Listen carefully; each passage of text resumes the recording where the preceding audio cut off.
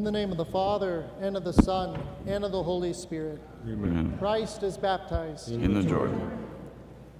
The Theophany of God, the Holy Trinity, the revelation and manifestation of God as the unity in essence, He is Father, Son, and Holy Spirit, is revealed to the world He created and proclaimed by His word as very good.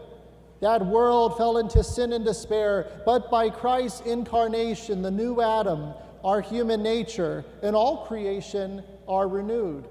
By Christ's baptism in the Jordan, baptism becomes the means of getting ourselves into the redeemed race. For as St. Paul says, as many of you have been baptized into Christ, have put on Christ. We are then equipped to live out our baptism through chrismation, the sealing of which St. Paul refers to in his letter to the Ephesians. Truly, God's grace and love for mankind are fully visible here. Because Christ, God the Creator, enters into the water, this most basic element of His creation becomes what it first was. It takes on a spiritual attribute, that is, it is renewed as a means of communicating God's grace. With Christ's baptism into the waters of the Jordan, this water becomes at that moment, and every moment thereafter, in the calling into the present of His sanctifying presence by the Holy Spirit. The means of our healing, the means of our renewal. Those who partake in faith of this water, are anointed with it, or have their homes blessed with it, truly take Christ's healing into themselves. It is likewise the sanctified water of the Jordan made present at each and every baptism by the power, grace, and action or operation of the Holy Spirit.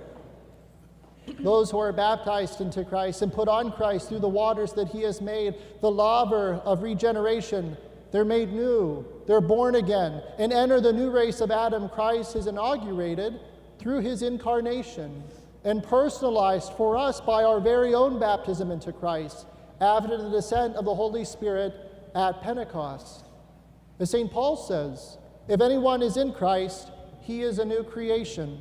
Old things have passed away. Behold, all things have become new. This new creation of which St. Paul speaks is the new birth Christ reveals to Nicodemus, saying, unless one is born of water and the Spirit, he cannot enter the kingdom of God. This is the good news. This is the gospel given to us today. It is an invitation to new life in Christ Jesus, for renewal of our baptism for those who've already put on Christ. And so that this water can have its deifying effect on us, it is necessary for us to break through the monotony of our complacent everyday existence, where God is on the peripheries, on the outskirts of our lives, or where we have not yet surrendered ourselves or our passions fully to Him, or where we fall into laziness, complacency, or despair of a deeper communion with our Lord. Our faith is manifested in that desire for more of God, in that which is admonished upon us today, our repentance and willingness to repent. The gospel this morning ends with the words of Christ, repent, for the kingdom of heaven is at hand. What does repent mean? Repentance means turning back to God with our hearts, with our minds, everything within our entire being, everything that we are, so that we can move forward in growth in faith and continue to become that for which Christ became incarnate and was baptized to make us, His beloved adopted sons and daughters. Repentance is not just a one-time experience, but rather the ongoing attitude of the faithful Christian. Our life in Christ, deification, it's a journey, a pilgrimage. For this reason, the faithful Christian understands that repentance, turning back to Christ continuously in mind and heart, is the ongoing living out of our baptism and chrismation, the ongoing work and prompting of the Holy Spirit that we respond to with our yes to God and our no to sin. Without this ongoing repentance, without the acknowledgement that we are, as St. Paul says, working out our salvation with fear and trembling, not assuming we've already arrived, we cannot keep the kingdom of heaven as the goal of our lives, that we are still journeying to attain. For this reason, on this day, we hear the words in the gospel from the book of Deuteronomy, that the people who sat in darkness have seen a great light, and upon those who sat in the region in shadow of death, light has dawned. Today, those fulfilled words are offered to us as a refreshment, renewal as new birth by water in the Spirit. All of us, through our ongoing repentance and the renewal of our baptism, are given the opportunity this day to experience more of our life in God, the Holy Trinity, to further our faith, to grow in communion. The sanctifying, deifying, grace-filled presence of Christ meets us in this water through our participation in the feast itself, our being anointed with this holy water, the blessing of our homes, dwellings with this sanctified water. But sadly, today in America, many do not avail themselves of the fullness of this feast. In Romania, it is a pious practice, for instance, in the first 8 days after the Feast of Theophany, to partake in faith of the sanctified water every day during morning prayers, that the spiritual water may have its deifying, faith-strengthening, and healing effect upon us, may minister Christ's presence to us. But also that we make a priority in our otherwise busy lives to have our homes blessed with this sanctifying water, that there too Christ may be King.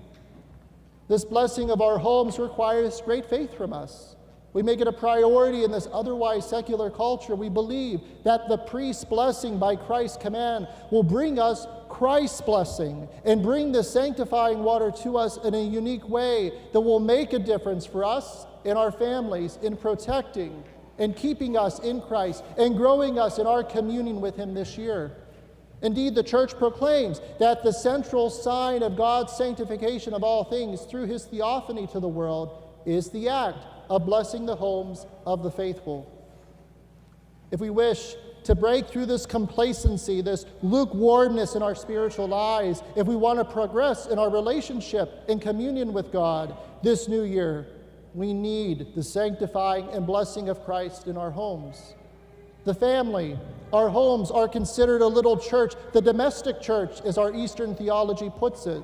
So how important it is that these little churches receive the special prayers and the blessing of the church, so that all who we hope to achieve in Christ this coming year can be more fully realized.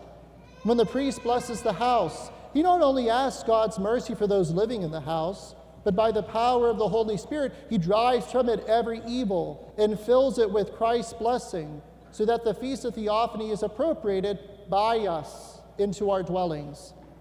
It is vital to our spiritual growth that we make this blessing of our homes a priority.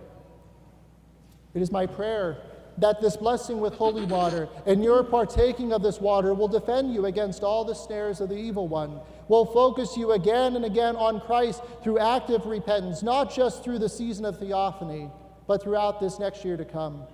Receive it in faith and repent, knowing that the kingdom of heaven is at hand and has been revealed to us. Christ is baptized.